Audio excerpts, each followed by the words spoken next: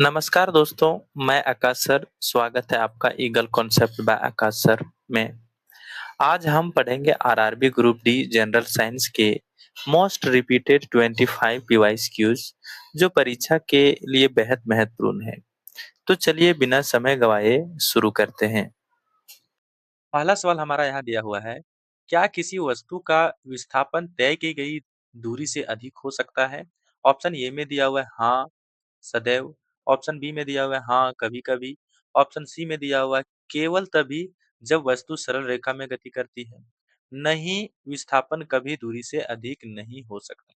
तो यहाँ पर हमारा जो ऑप्शन नंबर डी है, वो बिल्कुल सही हो जाएगा। क्यों? क्योंकि विस्थापन जो होता है,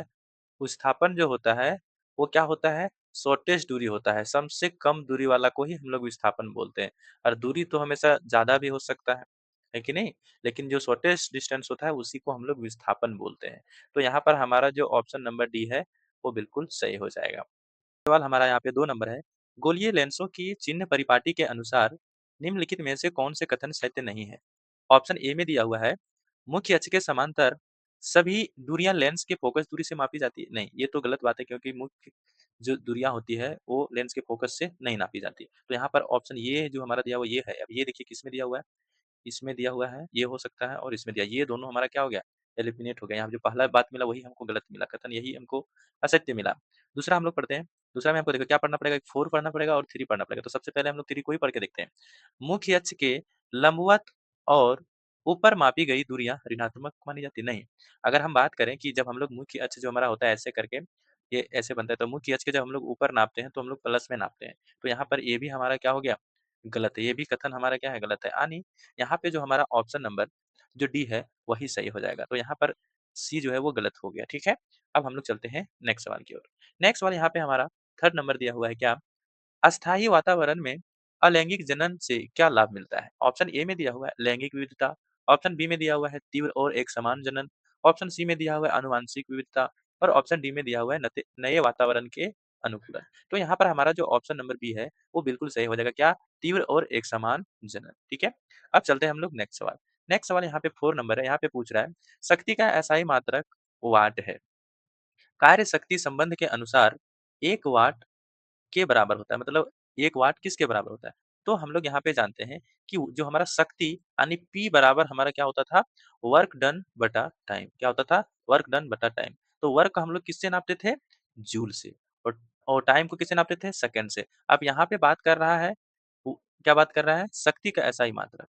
तो यहाँ पे हमारा क्या हो जाएगा? ऑप्शन नंबर ए यानी जूल पर सेकंड। क्या हो जाएगा? जूल पर सेकंड। तो यहाँ पे ऑप्शन नंबर ये हमारा क्या है? सही हो जाएगा। ठीक है? नेक्स्ट सवाल यहाँ पे 5 नंबर है, पूछ रहा है एक पुष्प से दूसरे पुष्प तक परागकण के अंतरण को क्या कहते हैं? अंतरण को क्या कहते हैं? ऑप्शन ए में दिया हुआ है स्वपरागन। ऑप्शन बी में दिया हुआ है ऑटो परागन। ऑप्शन सी में दिया हुआ है स्वैक युग्मन। और ऑप्शन डी में दिया हुआ है हमारा पर परागन। तो यहाँ पर जो हमारा ऑप्शन नंबर जो डी है वो बिल्कुल सही हो जाएगा। क्यों? क्योंकि यहाँ एक फूल से दूसरे फूल में जा रहा है। तो क्या हुआ? पर परागन, मतलब एक से दूसरे यानी पर में। ठीक है? अब हम लोग चलते हैं नेक्स्ट सवाल की। नेक्स्ट सवाल यहाँ पे हमारा 6 नंबर है, पूछ रहा है निम्नलिखित में से कौन सा विकल्प किसी परिनलिका के बाहर चुंबकीय क्षेत्र की दिशा का सही वर्णन करता है? ऑप्शन ए में दिया हुआ है सिरे से केंद्र तक। ऑप्शन बी में दिया हुआ है दक्षिणी ध्रुव से उत्तरी ध्रुव। ऑप्शन नंबर सी में दिया हुआ है केंद्र से सिरे तक। और ऑप्शन नंबर डी में दिया हुआ है उत्तरी ध्रुव से दक्षिणी ध्रुव। तो यहाँ पर हमारा जो ऑप्शन नंबर डी है वो बिल्कुल सही हो जाएगा। क्या? उत्तरी ध्रुव से दक्षिणी ध्रुव। अब चलते हैं नेक्स्ट सवाल।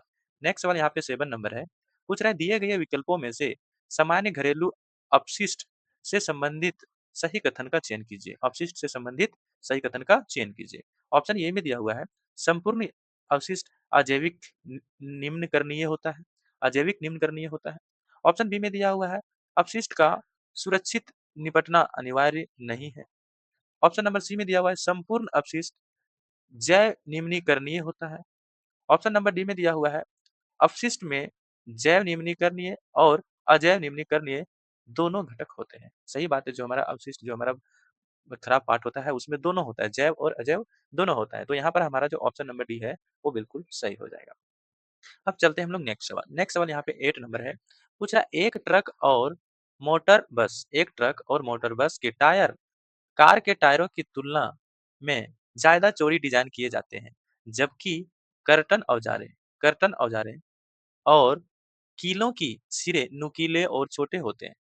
डिजाइन में यह अंतर इस सिद्धांत को दर्शाता है कि इस सिद्धांत को दर्शाता है कि क्या दर्शाता है देखते हैं। ऑप्शन ए में दिया हुआ है प्रणोद संपर्क क्षेत्रफल के अनुकर्मानुपाती होता है। समान प्रणोद छोटे क्षेत्रफल पर कार्य करते हुए अधिक दाब डालता है। ऑप्शन सी दिया हुआ है अधिक प्रणोद की परिणति सदैव कम दाब में होती है। और ऑप्शन नंबर डी में दिया हुआ है दाब वस्तु के द्रव्यमान के व्युत्क्रमानुपाती होता है। तो यहाँ पर हमारा जो ऑप्शन नंबर बी है वो बिल्कुल सही हो जाएगा। क्या समान प्रणोद छोटे क्षेत्रफल पर कार्य करते हुए अधिक दाब लगाता है। हम लोग प्रेशर बराबर पढ़े थे यानी दाब बराबर हम लोग पढ़े थे क्या बल बटा क्षेत्रफल। क्या पढ़े थे बल बटा क्षेत्रफल। अच्छा बताओ जब यहाँ पे हमारा जो क्षेत्रफल है वो कम होगा तो अधिक दाब होगा कि नहीं यानी अधिक प्रेशर होगा कि नहीं। तो हाँ तो यहाँ पर हमारा ऑप्शन नंबर बी क्या है वो बिल्कुल सही हो जाएगा। ठीक है नेक्स्ट सवाल यहाँ पे हमारा जो 9 नंबर है इसमें पूछ रहा है निम्नलिखित में से कौन सी डिवाइस ध्वनि तरंगों में बहुपरावर्तन के सिद्धांत पर कार्य करती है। बहुपरावर्तन के सिद्धांत पर कार्य करती है। ऑप्शन ए में दिया हुआ है थर्मामीटर ये तो होगा ही नहीं। ऑप्शन बी में दिया हुआ है माइक्रोस्कोप ये भी नहीं होगा ये तो सूक्ष्मदर्शी देखने के लिए किया जाता है। ऑप्शन सी में दिया हुआ है मेगाफोन और ऑप्शन डी में दिया हुआ है स्टेथोस्कोप। तो यहाँ पर हमारा जो ऑप्शन नंबर जो डी है वो बिल्कुल सही हो जाएगा। क्या स्टेथोस्कोप। अब चलते हैं नेक्स्ट सवाल। नेक्स्ट सवाल यहाँ पे हमारा 10 नंबर है। पूछ रहा है बॉक्साइट से एल्युमिनियम निष्कर्षण के लिए किस प्रक्रम का प्रयोग किया जाता है।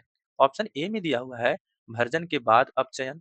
ऑप्शन बी में दिया हुआ है पिघले हुए एल्युमिनियम ऑक्साइड का विद्युत अपघटन। ऑप्शन नंबर सी में दिया हुआ है जस्ता द्वारा विस्थापन और ऑप्शन डी में दिया हुआ है निस्तापन के बाद कार्बन अपचयन। तो यहाँ पर हमारा जो ऑप्शन नंबर बी है वो बिल्कुल सही हो जाएगा। क्या पिघले हुए एल्युमिनियम बॉक्साइड का विद्युत घटन। ठीक है अब चलते हैं हम लोग नेक्स्ट सवाल की ओर। नेक्स्ट सवाल यहाँ पे 11 नंबर है। पूछ रहा है निम्नलिखित में से किस प्रक्रिया के परिणाम स्वरूप दो समान संतति कोशिकाओं का निर्माण होता है। ऑप्शन ए में दिया हुआ है अर्धसूत्री विभाजन। ऑप्शन बी में दिया हुआ है समसूत्री विभाजन। ऑप्शन सी में दिया हुआ है निषेचन और ऑप्शन डी में दिया हुआ है सूत्री विभाजन के बिना कोशिका द्रव्य विभाजन।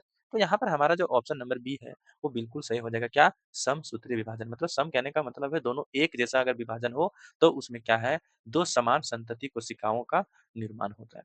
ठीक है अब चलते हैं हम लोग नेक्स्ट सवाल के। नेक्स्ट सवाल यहाँ पे हमारा 12 नंबर है। यहाँ पे पूछ रहा है यदि 50 ग्राम साधारण नमक को 300 ग्राम जल में घोला जाता है तो द्रव्यमान द्रव्यमान प्रतिशत के आधार पर विलयन की सांद्रता का कल क्या प्राकलन कीजिए। तो यहाँ पर बोल रहा है कि सांद्रता है वो कितना होगा नमक का उसको प्रतिशत में निकाल के बताइए। तो सबसे पहले अगर हम यहाँ पे समझे तो नमक जो है वो मेरा कितना है 50 ग्राम 50 ग्राम। और टोटल विलियन का कितना हो जाता है 50 ग्राम और 300 ग्राम। तो यहाँ पर क्या हो गया 350 ग्राम। अब प्रतिशत में इसको बदलना है तो 100 से मल्टीप्लाई कर देना है। अब इसको सॉल्व करते हैं जीरो से जीरो चल गया और 5 से कितना बार में 7 बार में। अब जब 7 को हम लोग 100 7 से जब 100 को डिवाइड करेंगे तो क्या आएगा 7 1 जा 7 3 बच गया 7 4 जा 28 यानी 14 के से थोड़ा सा ज्यादा होगा। तो यहाँ पर ऑप्शन जो हमारा बी है वो क्या हो जाएगा 14.28%। ठीक है अब चलते हैं हम लोग नेक्स्ट सवाल की ओर। नेक्स्ट सवाल यहाँ पे 13 नंबर है। पूछ रहा है निम्नलिखित में से कौन सा विकल्प न्यूटन के गति के तीसरे नियम का सर्वोत्तम रूप को दर्शाता है। ऑप्शन ए में दिया हुआ है एक रॉकेट जो गैस के नीचे की ओर फेंक कर ऊपर की ओर बढ़ता है। ऑप्शन बी में दिया हुआ गुरुत्वाकर्षण के प्रभावों में गिरती हुई गेंद। ऑप्शन सी में दिया हुआ एक पेंडुलम आगे पीछे दोलन कर रहा है। और ऑप्शन डी में दिया हुआ है इंजन की शक्ति के कारण सड़क पर तेजी से त्वरित होती कार। तो यहाँ पर हमारा जो ऑप्शन नंबर ए है वो बिल्कुल सही हो जाएगा। क्या एक रॉकेट जो गैसों को नीचे की ओर फेंक कर ऊपर की ओर बढ़ता है। इसका मतलब क्या है प्रतिक्रिया बल जितना वो नीचे धकेल रहा है और उतना उसको गैस जो है उस रॉकेट को ऊपर फेंक रहा है। ठीक है तो यहाँ पर हमारा ऑप्शन नंबर ए है वो बिल्कुल सही हो जाएगा। ठीक है अब चलते हैं नेक्स्ट सवाल। नेक्स्ट सवाल यहाँ पे हमारा 14 नंबर है। पूछ रहा है निम्नलिखित में से कौन सा कथन सर्वोत्तम रूप से इसकी व्याख्या करता है कि क्यों किसी तत्व के सभी परमाणुओं को एक ही प्रकृति द्वारा दर्शाया जाता है। ऑप्शन ए में दिया हुआ है क्योंकि उसके नाभिक और प्रोटॉन की संख्या समान होती है। ऑप्शन बी में दिया हुआ है क्योंकि उसके भौतिक गुणधर्म समान होते हैं। ऑप्शन सी में दिया हुआ है क्योंकि उनके नाभिक में न्यूट्रॉनों की संख्या समान होती है। क्योंकि उनकी द्रव्यमान संख्या सदैव समान होती है। तो यहाँ पर हमारा ऑप्शन नंबर जो ए है, वो बिल्कुल सही हो जाएगा। क्यों? क्योंकि उनके जो नाभिक प्रोटॉनों की संख्या है, वो समान होती है, इसलिए उसको जो है, क्या है? एक ही प्रकृति के द्वारा दर्शाया जाता है। ठीक है? अब हम लोग चलते हैं नेक्स्ट सवाल की ओर। नेक्स्ट सवाल यहाँ पे 15 नंबर है, पूछ रहा है, हाइड्रोकार्बन कार्बनिक यौगिक में ब्लैंक यानी खाली स्थान तत्व होते हैं, कैसा तत्व होते हैं? ऑप्शन ए में दिया हुआ है हाइड्रोजन और कार्बन दोनों, ऑप्शन बी में दिया हुआ है ऑक्सीजन, ऑप्शन सी में दिया हुआ है कार्बन और ऑप्शन डी में दिया हुआ है हाइड्रोजन। तो हाइड्रोकार्बन बोल रहा है, हाइड्रो हाइड्रो मतलब हाइड्रोजन और कार्बन मतलब कार्बन, तो दोनों होगा हाइड्रो और कार्बन। तो यहाँ पर हमारा ऑप्शन नंबर ए सही हो जाएगा। ठीक है? अब चलते हैं नेक्स्ट सवाल। नेक्स्ट सवाल यहाँ पे हमारा 16 नंबर है, पूछ रहा है निम्नलिखित में से कौन सा रासायनिक समीकरण सही रूप से संतुलित है? पूरा कौन सा जो है सही रूप से संतुलित है? तो हम लोग देखते हैं कि संतुलित करने का मतलब है दोनों साइड, यानी जो हमारा रिएक्टेंट होता है और जो प्रोडक्ट होता है, वो दोनों साइड जो होता है वो समान होना चाहिए, जो हमारा एलिमेंट है। अब यहाँ पर हम लोग देखें, सबसे पहला अगर हम लोग ऑप्शन देखें तो क्या है? अगर यहाँ पे लोहा 1 है यानी Fe1 है तो यहाँ पे भी 1 है। यहाँ पे हाइड्रोजन 2 है, यहाँ पे भी हाइड्रोजन 2 है और यहाँ पे क्या है? ऑक्सीजन 1 है, तो यहाँ पे भी ऑक्सीजन 1 है। तो यहाँ पर ये जो हमारा है, ये क्या है? संतुलित है। क्या है? संतुलित है। यहाँ पे क्या पूछा है? सही रूप से संतुलित है। ठीक है? तो यहाँ पर ऑप्शन ए भी हमारा क्या है? बिल्कुल सही आंसर हो जाएगा। ठीक है? अब चलते हैं हम लोग नेक्स्ट सवाल की ओर। नेक्स्ट सवाल यहाँ पे हमारा 17 नंबर है, उसमें पूछ रहा है निम्नलिखित में से कौन-सा यौगिक जल में विलयन होने पर एक विलयन बनाता है? जल में विलीन होने पर सॉरी, जल में विलीन होने पर एक विलयन बनाता है। ऑप्शन ए दिया हुआ है रेत, रेत तो घुलता नहीं, ये तो गलत हो जाएगा। ऑप्शन बी में दिया हुआ है सोडियम क्लोराइड, यही हमारा जो ऑप्शन बी है वो बिल्कुल सही हो जाएगा। तेल, तेल भी नहीं घुलता, देखिए ऑप्शन सी में तेल भी नहीं घुलता है। और बोला लोहे का बुरादा, लोहे का बुरादा घुलेगा क्या? नहीं। तो यहाँ पर ऑप्शन जो हमारा बी है वो बिल्कुल सही हो जाएगा। अब चलते हैं नेक्स्ट सवाल। नेक्स्ट सवाल यहाँ पे 18 नंबर है, यहाँ पे पूछ रहा है कौन सा जीव स्वस्थ जलीय पारिस्थितिकी तंत्र के प्रमुख संकेतक हैं? ऑप्शन ए में दिया हुआ है तिलचट्टा, ऑप्शन बी में दिया हुआ है लाइकेन और ऑप्शन सी में दिया हुआ है केचुआ और ऑप्शन डी में दिया हुआ है मछली। तो यहाँ पे बात कर रहा है जलीय पारिस्थितिकी तंत्र के बारे में। तो कौन बताएगा कि अच्छा है, स्वस्थ है या नहीं है? तो जलीय जीव बताएगा, तो जलीय जीव वहाँ पे क्या होता है? मछली, यानी ऑप्शन नंबर डी जो है वो बिल्कुल सही हो जाएगा। ठीक है? अब चलते हैं नेक्स्ट सवाल। नेक्स्ट सवाल यहाँ पे 19 नंबर है। यहाँ पे पूछ रहा है विभाज्योतक उत्तक केवल विशिष्ट क्षेत्रों में पाए जाते हैं। स्थिति के आधार पर कौन-सा विभाज्य योतक उत्तक का प्रकार नहीं है? विभाज्य योतक का प्रकार नहीं है। ऑप्शन ए में दिया हुआ है अंतवृष्टि, अंतवृष्टि और ऑप्शन बी में दिया हुआ है शीर्षस्थ, शीर्षस्थ। ऑप्शन सी में दिया हुआ है आधारी और ऑप्शन डी में दिया हुआ है पार्श्व। तो यहाँ पर हमारा जो ऑप्शन नंबर सी है वो बिल्कुल सही हो जाएगा। क्या? आधारित। ठीक है? अब हम लोग चलते हैं नेक्स्ट सवाल की ओर।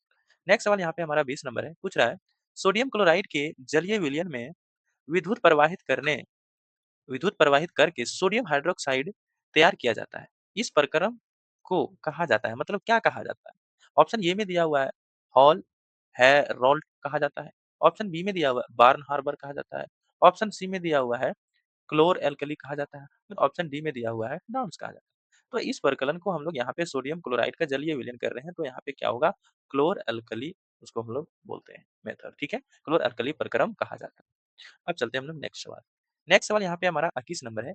यहाँ पे पूछ रहा है मादा जनन तंत्र के संदर्भ में निम्नलिखित में से कौन सा कथन सही है ना?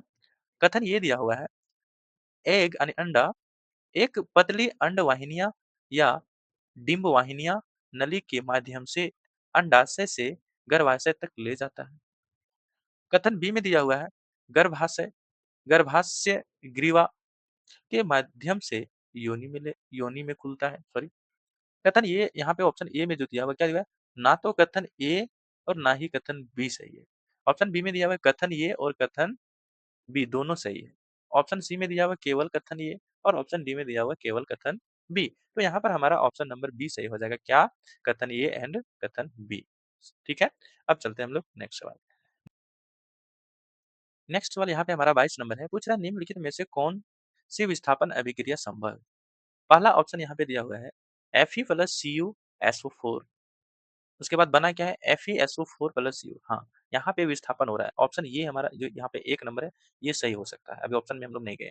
दूसरा दिया हुआ है Cu प्लस FeSO4 और CuSO4, यहाँ पे विस्थापन नहीं है, क्योंकि ये जो हमारा जो आयरन है यानी लोहा जो है वो क्या होता है मोर रिएक्टिव है किससे? कॉपर से, तो ये हमारा नहीं हो सकता।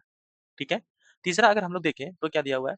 Na2SO4 प्लस BaCl2, उसके बाद यहाँ पे क्या हुआ है? BaSO4 प्लस 2NaCl, यहाँ पे तो डबल डिस्प्लेसमेंट हो गया, है ना? तो ये भी हमारा क्या हो गया? गलत हो गया, ठीक है? 4 नंबर अगर हम देखें क्या लिखा है? AgCl प्लस NaCl नहीं, NaNO3 और बना क्या है? AgNO3 प्लस NaCl, तो यहाँ पे भी हमारा डबल हो गया। तो यानी यहाँ पर जो हमारा ऑप्शन नंबर ए जो है वो केवल सही हो जाएगा, यानी ऑप्शन ए जो है वो हमारा सही जवाब है, ठीक है? अब चलते हैं हम लोग नेक्स्ट सवाल की ओर। नेक्स्ट सवाल यहाँ पे 23 नंबर पूछ रहा है, यदि वोल्टेज V स्थिर है तो शक्ति निम्नलिखित में से किसके अनुक्रमानुपाती होगी? ऑप्शन ए में दिया हुआ है प्रतिरोध, ऑप्शन बी में दिया हुआ है प्रतिरोध के वर्ग, ऑप्शन सी में दिया हुआ है ऊर्जा और ऑप्शन डी में दिया हुआ है धारा यानी करंट। तो यहाँ पर हमारा ऑप्शन नंबर डी जो है वो बिल्कुल सही हो जाएगा। क्यों? क्योंकि हम लोग जानते हैं कि वोल्टेज बराबर क्या होता है? क्या होता है? Electric current into resistance. तो यहाँ पे बोल रहा है कि वोल्टेज स्थिर है, तो जो शक्ति है वो शक्ति क्या होता है? P बराबर वर्क डन बटा टाइम होता है, यही ना होता है? वोल्टेज भी कुछ इसी तरह से होता है, लेकिन ये क्या है? जो हम लोग विभवांतर हम लोग पढ़े थे, तो विभवांतर पोटेंशियल डिफरेंस क्या पढ़े थे? Total work done by charge, यही ना पढ़े थे? तो यहाँ पर हमारा जो ऑप्शन नंबर डी है वो बिल्कुल सही हो जाएगा, ठीक है? अब चलते हैं हम लोग नेक्स्ट सवाल की ओर। नेक्स्ट सवाल यहाँ पे हमारा 24 नंबर है, पूछ रहा है चिकनी अंतःप्रद्रवी जालिका के सही कार्य का चयन करें। ऑप्शन ए में दिया हुआ है लिपिड, क्या लिखा है? स्वलेशन, संश्लेषण, सॉरी स्वलेशन पढ़ रहे थे, क्या लिखा हुआ है? लिपिड संश्लेषण। ऑप्शन बी में दिया हुआ है प्रोटीन संश्लेषण, ऑप्शन सी में दिया हुआ है कार्बोहाइड्रेट संश्लेषण और ऑप्शन डी में दिया हुआ है न्यूक्लिक एसिड संश्लेषण। तो यहाँ पर हमारा जो ऑप्शन नंबर ए है वो बिल्कुल सही हो जाएगा। क्या? लिपिड संश्लेषण, इसको इंग्लिश में हम लोग सिंथेसिस बोलते हैं, संश्लेषण को, ठीक है? अब चलते हैं हम लोग नेक्स्ट सवाल जो 25 नंबर है, जो हमारा लास्ट क्वेश्चन होगा इस वीडियो का। तो क्या पूछा है, किसी लेंस के प्रकाशित केंद्र और उसके मुख्य फोकस के बीच की दूरी क्या कहलाती है? यहाँ पे पूछ रहा है प्रकाशित केंद्र और उसके बीच की दूरी क्या कहलाती है? देखते हैं ध्यान से, फोकस दूरी का पूछा ना। तो अगर मान लीजिए कोई एक ये लेंस है, ठीक है? लेंस है।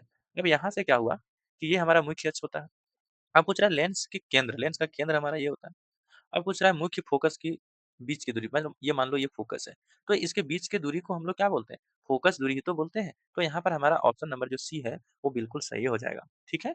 अब हम लोग जो है यहाँ पे वीडियो को समाप्त कर रहे हैं। अब हम आपको नेक्स्ट वीडियो में मिलेंगे। आपको ये वीडियो से अगर कोई भी पॉइंट गलत लगा हो तो उसके लिए मैं क्षमा प्रार्थी हूँ, ठीक है? तो आपको मिलते हैं हम नेक्स्ट वीडियो में।